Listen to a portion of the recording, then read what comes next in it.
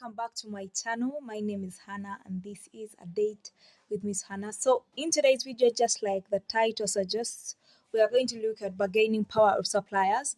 This is another one of the five forces by Peter Drucker, the Potter five forces.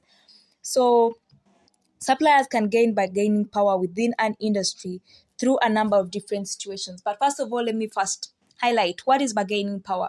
For example, if I go to a shop and I want to buy a certain dress and I want to buy a certain dress. So I go to this shop and they tell me it's maybe 50,000 shillings. So I start telling the shopkeeper, excuse me, can you please give it to me at 30,000? And then the shopkeeper keeps telling me, no, it's supposed to be 50, maybe reduced to 45, something like that. So we are trying to negotiate. And if I am able to bargain successfully, that means my bargaining power is high.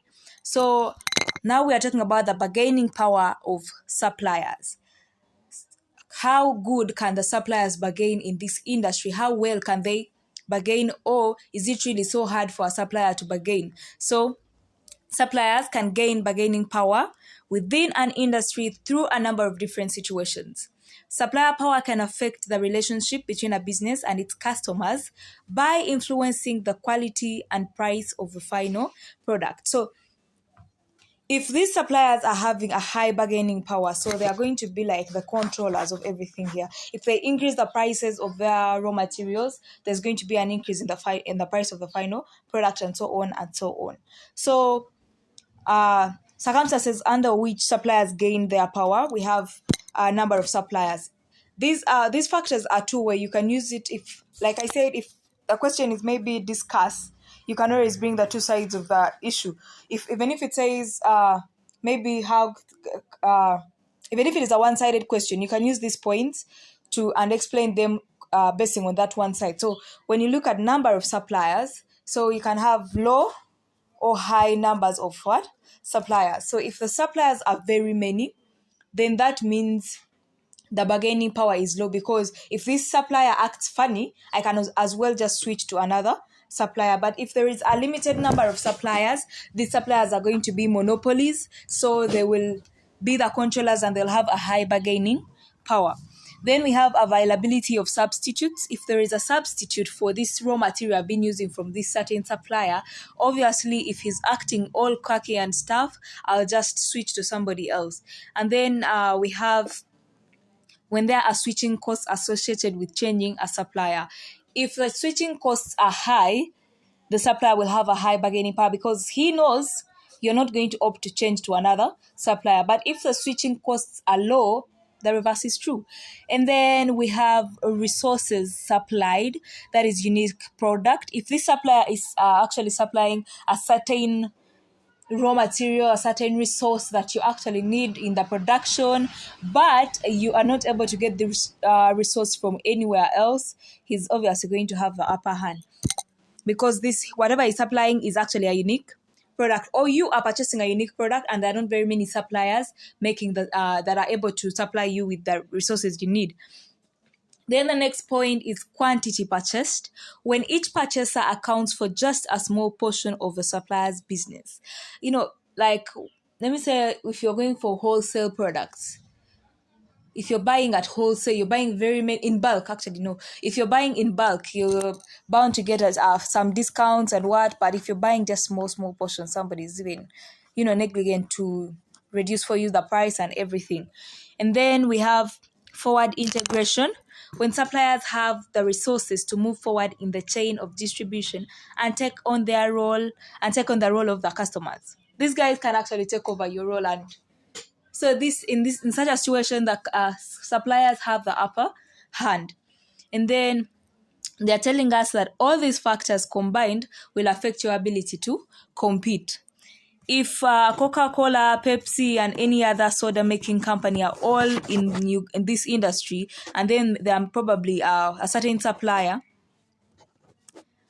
maybe let's just say there are two suppliers that supply them with the necessary resources. But the first supplier number one is actually supplying quality products, and then supplier number two is just Yeah, just so. So you're going to realize that supplier number one has the upper hand because he knows they need his products because they're good products. So if Coca-Cola decides or Pepsi decides to leave the supplier number one because of his terms and all and goes to supplier number two, this is going to affect their ability to compete in the market because their final product is also going to be substandard, just like the resources they used, and then the other company will have the upper hand.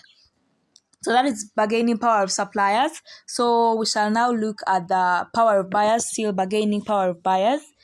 Powerful buyers can exert pressure on small businesses by demanding lower prices, higher quality, or additional services, or by playing competitors off one another. So why are they concentrating on small businesses? They're telling us these powerful buyers can actually affect small businesses. You see, with big brands that have already established themselves, the customers just go on with whatever they have made because these brands have already established what we call customer loyalty, and the customer is just satisfied with whatever they are bringing. But with the small businesses that are just coming up, they are trying to get a certain number of clients, customers. They're just trying to establish their brand and so on and so on. The buyers will be able to influence them, especially if they're powerful enough to bargain around with their quality of the products, additional services. You're giving us bottles of soda, but what about you give us straws too? You're giving us this. What about you provide this too? So they're going to ask for this and this and this, and because you want to retain these customers, you're going to bend down low for them. Yes. So the power of buyers tends to increase when, number one, single customers account for large volumes of businesses' products. Number two, when a substitute is available for the product. Number three, when the costs associated with switching suppliers are low, and when buyers possess the resources to move backward in the chain of distribution. So that is those are the other two forces, Potter's forces. I already discussed the first one in my previous video. We shall come back with availability of substitutes and rivalry of firms within the industry in my next video. So please don't forget to subscribe. Hit that notification bell so that you get notified anytime wherever you are when I upload a video. Remember, subscribing does not need you to pay for anything. You just have to hit the button. Thank you.